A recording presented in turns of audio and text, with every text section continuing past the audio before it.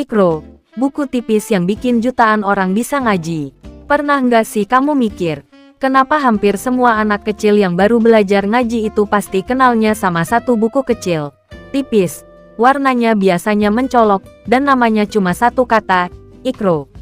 Padahal ya, isinya huruf-huruf Arab doang. Nggak ada gambar dinosaurus, nggak ada stiker, nggak ada bonus mainan. Tapi entah kenapa, buku ini lebih sakti dari komik superhero. Hari ini kita bakal ngobrol santai, tapi serius dikit, tentang fenomena yang namanya Iqro. Buku kecil yang diem-diem mengubah cara belajar Al-Quran di Indonesia. Apa sih Iqro itu? Secara bahasa, Iqro itu artinya, bacalah. Kata pertama yang diturunkan dalam Al-Quran kepada Nabi Muhammad SAW. Tapi yang kita kenal sekarang sebagai buku belajar baca Al-Quran itu adalah metode yang disusun oleh Kiai Haji Asad Humam, dan pertama kali dikembangkan di Yogyakarta sekitar tahun 1980-an. Bayangin ya, dulu orang belajar ngaji itu pakai metode tradisional. Biasanya dieja pelan-pelan banget. Kayak, alif, fathah, a, ba, fathah, ba. Dan itu bisa lama banget. Lalu datanglah metode Iqro, yang lebih praktis. Langsung baca tanpa banyak teori di awal. Jadi kayak langsung dilempar ke kolam. Udah, baca aja dulu. Dan ternyata, berhasil. Kenapa Iqro bisa viral sebelum ada internet? Ini yang menarik. Zaman itu belum ada TikTok, belum ada YouTube Shorts, belum ada Instagram Reels. Tapi Iqro bisa menyebar hampir ke seluruh Indonesia. Dari masjid ke masjid, dari TPA ke TPA, dari desa sampai kota. Karena metodenya simple banget, step by step. Dari Iqro 1 sampai Iqro 6.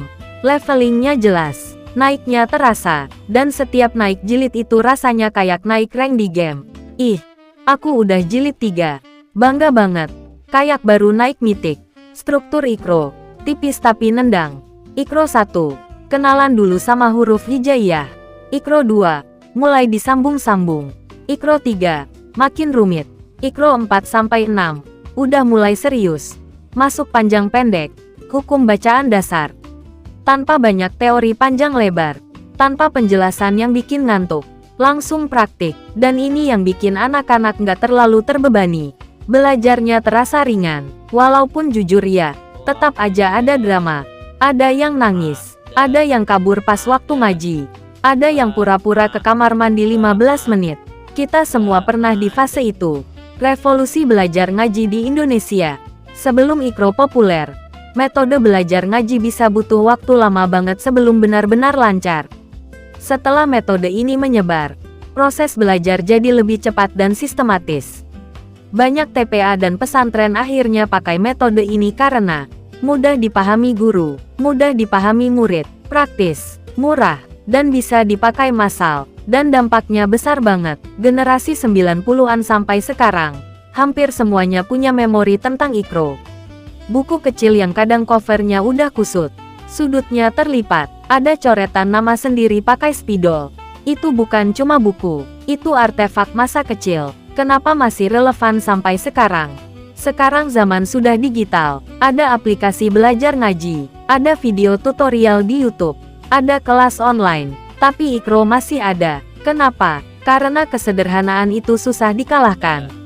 Kadang yang bikin orang bisa belajar itu bukan teknologi canggih, tapi metode yang jelas dan konsisten.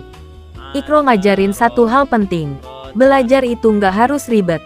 Pelan-pelan, naik level, ulang terus. Dan tiba-tiba, kamu sudah bisa baca Al-Quran. Dari buku tipis jadi bagian identitas. Menariknya, Iqro itu bukan cuma metode belajar.